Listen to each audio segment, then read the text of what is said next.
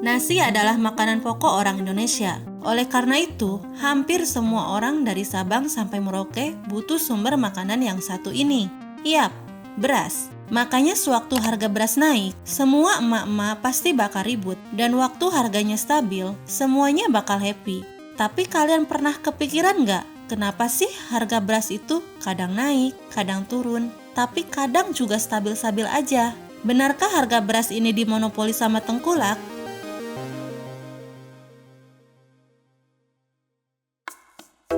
Kalau kalian pikir harga beras itu selalu dimonopoli oleh produsen dan tengkulak, secara ilmu ekonomi ini nggak sepenuhnya benar. Soalnya, pasar beras adalah salah satu contoh pasar persaingan sempurna.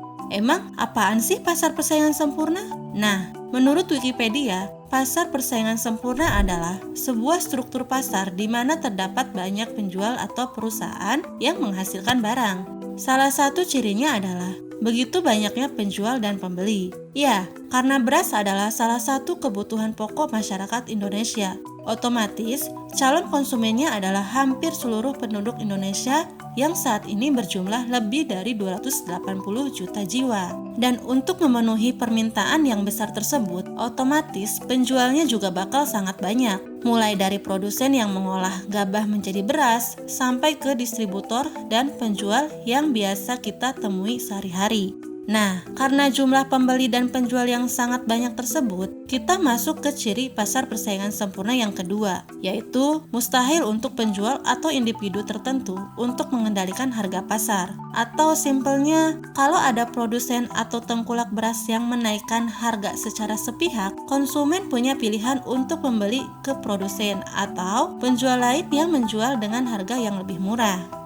Di kondisi yang genting sekalipun, misalnya saat ada gagal panen atau permintaan konsumen yang meningkat secara drastis di waktu-waktu tertentu, khususnya menjelang puasa dan hari raya, pemerintah biasanya ikut mengontrol harga beras dengan mengeluarkan kebijakan tertentu. Contohnya, dengan impor tambahan beras, mengeluarkan harga minimum dan maksimum yang sama-sama menguntungkan penjual dan pembeli, dan yang lain sebagainya.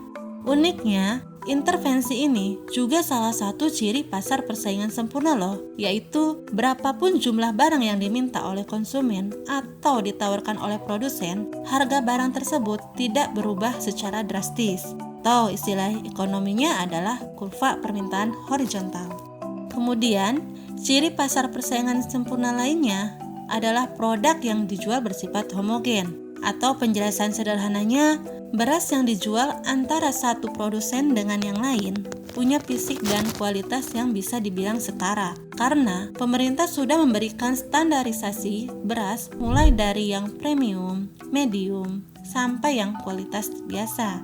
Kalau nggak ditulis di kemasan, kita mungkin nggak bakal tahu asal-usul beras yang kita beli. Bisa berasnya dari petani Karawang, Cianjur, atau mungkin malah dari daerah lain.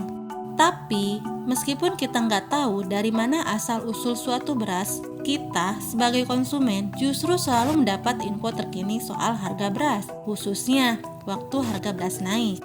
Dan hal yang sama juga berlaku buat produsen. Mereka selalu mendapatkan info harga beras di tempat A, tempat B, sehingga harga beras yang ditawarkan tidak terpaut terlalu jauh antara satu penjual dengan yang lainnya. Ini juga merupakan salah satu ciri pasar persaingan sempurna, yaitu baik penjual dan pembeli memiliki informasi yang lengkap terhadap suatu produk. Faktor-faktor tadi membuat beras punya ciri pasar persaingan sempurna yang selanjutnya yaitu kebebasan dalam berjualan, atau simpelnya setiap produsen bisa buka usaha beras kapan saja. Karena selain modal yang dibutuhkan tidak sebesar industri lain seperti elektronik atau otomotif, setiap produsen atau penjual beras juga memiliki kebebasan untuk masuk ke bidang usaha ini kapan saja.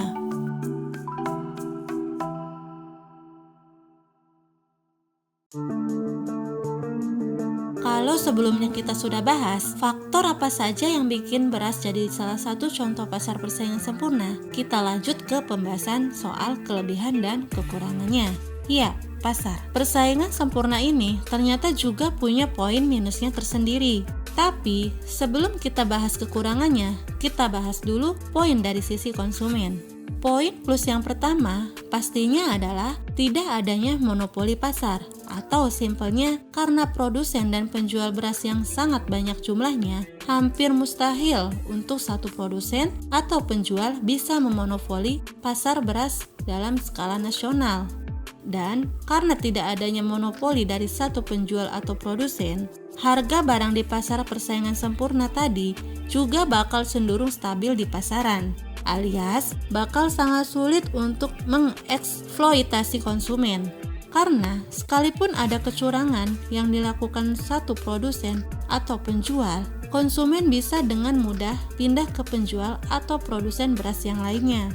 Itu alasannya kenapa harga beras biasanya disebabkan oleh faktor-faktor eksternal seperti permintaan yang membludak di waktu-waktu tertentu, atau ketika produksi padi mengalami masalah seperti gagal panen. Sementara di luar periode tadi, harga beras justru cenderung stabil mengikuti mekanisme pasar.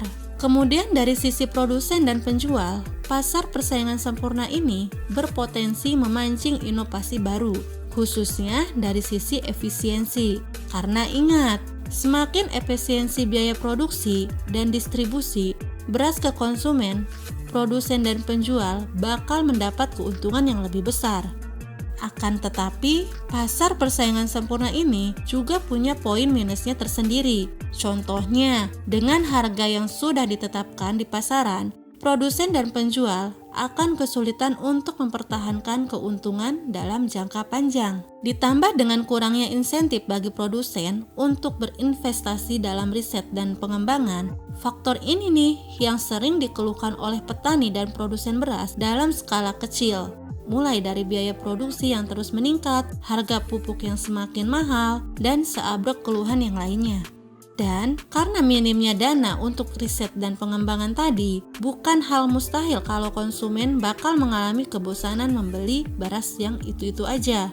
Itu juga alasannya kenapa jenis beras tertentu yang unik seperti beras basmati, beras merah, beras shirataki, dan beberapa jenis beras lainnya mulai dapat perhatian lebih dari konsumen. Kemudian salah satu poin minus lainnya adalah tidak realitasnya pasar persaingan sempurna ini. Yap, meskipun secara teori pasar beras ini kelihatan sangat menguntungkan untuk penjual dan pembeli, tapi pada esensinya pasar persaingan sempurna ini tidak dapat terbentuk secara ideal dalam dunia nyata.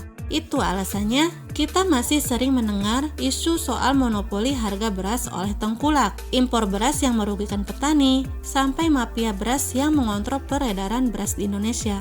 Itu alasannya sebagai konsumen kita wajib untuk membuka mata soal kondisi pasar beras di Indonesia. Karena cuma dengan kesadaran tadi, kita bisa mempertahankan beras sebagai salah satu contoh pasar persaingan sempurna tanpa ada intervensi dari pihak manapun.